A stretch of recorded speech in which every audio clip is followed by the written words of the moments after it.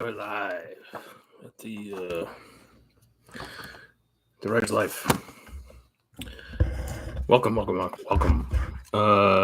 Subscribe if you haven't already.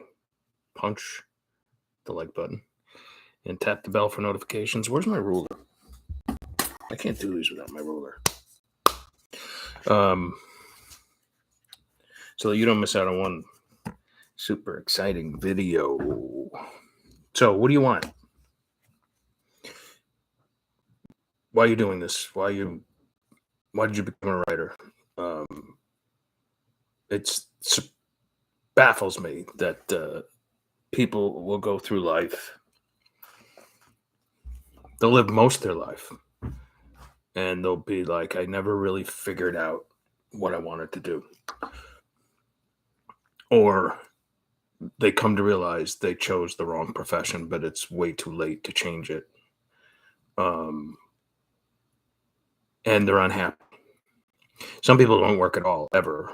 Maybe they're taken care of.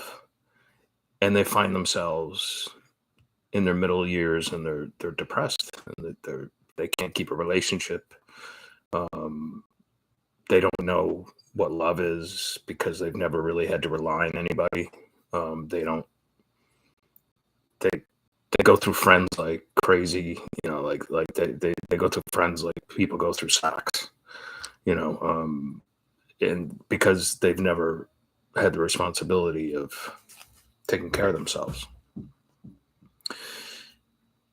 But the writer's life is different for me anyway. Like I could have, like I've told you a million times, I could have inherited a business and probably be a millionaire by now, that whole thing. But I knew in my heart it wasn't for me. So I decided to become, I decided to become a writer because I just knew that's what that the good Lord intended for me to do. I felt it almost like a priest would feel whatever he's got to feel to become a priest. And that sounds weird, a priest feeling things. Anyway, you get what I'm saying. So I've spoken to other writers and I'm like, what do you want out of your writer's life? And one guy told me he wanted to be famous. He wanted to be famous like, say, Hemingway or Norman Mailer, that type of thing, which is very difficult these days because writers aren't really famous anymore. And in fact, it's funny, like one of my favorite programs is Californication. It's final season was like 7 years ago, but I've seen it all like twice. And David Duchovny did an interview once. He's the star of the show, and he plays a writer who's always in trouble. Okay. And he's pining after the woman he's always been in love with, and she's always like, she gets together with him sometimes, ditches him, and that's part of the program. But anyway, but he came out and said in an interview once, he's like, the Californication is like just a fantasy. He's like, he's like, writers aren't famous anymore, and they don't make it much money. And he's like, yeah, I could just see like some hot woman, like, like looking at a guy who's a writer and saying like, I got to get me some of that, it just doesn't exist anymore. So, I knew, and I talked to another writer, and he said he wanted to live sort of like the retired lifestyle. And to him, writing was like a hobby. He was making good money at it too, but like to him, like this isn't a job. It's more like, this is what you do when you retire. You write stories, whatever. Okay. I'm similar in that, like, not only did I know that this was the life for me, but I could not stand a day job. I couldn't ever get used to it. And, that baffled my father, because I was working for his company. I just could never get used to it. I have always equated being a writer, a professional writer, with freedom. And this is what I've been offered when I was younger. I got offered at least 2 or 3 full-time newspaper jobs. One was a full-time news reporter. One was working for the newspaper up in Amsterdam, and one was working for the writing full-time features for the Troy Record, and I refused all of them because I knew I wanted to be a freelance writer, free being the key word there. So that I was honing in other words, on my what motivated me and how I would end up scaling my business. I also knew that I wanted to write fiction most of the time.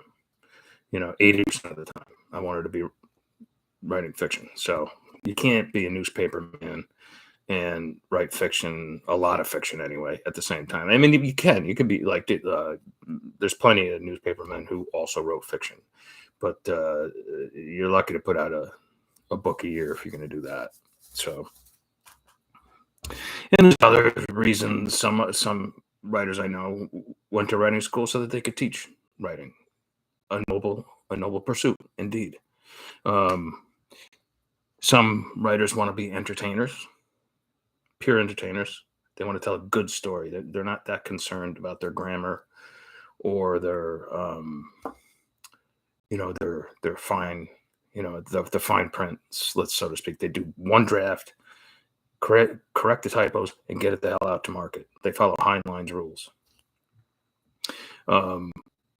And then there are those, the stuffy crowd, like the New York State Writers Institute crowd, who wish to be literary giants. And maybe they write a book every 5 years or 2 years or 3 years or whatever that is. And they do draft after draft after draft after draft. And curiously, if they sell a lot of copies of their novels, they're frowned down upon by their academic cohorts and peers. They're just jealous, though. They struggle.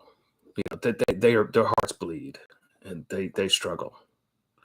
They struggle with life, and many of them end up blowing their brains out at the end because they see the existentialism in the whole thing and the nihilism, and they end up like, why did I do this? Like, I suck. I'm a terrible writer. And they probably have like a Pulitzer and whatever else.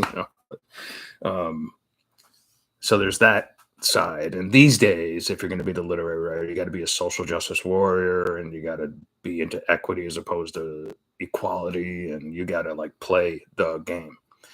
Not for me. So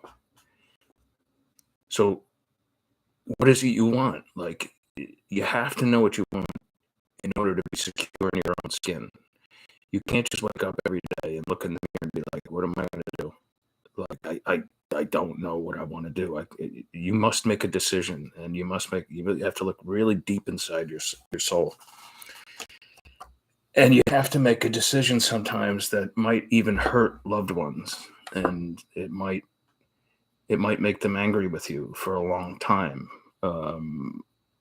I'll be honest, I haven't spoken to my own daughter in over 2 years because and she sent me a long letter about this, and she said, why can't you be like other fathers who work day jobs and come home at night and, eat dinner at the right hour and that whole type of thing. And I understand her point of view, but that's not me. And I hope one day she understands that. I think she will sooner than later, because she's decided to forego college and become a pop star, I guess. And she's talented, and she'll find out what the artist's life is like. And I think she'll be more forgiving once that happens.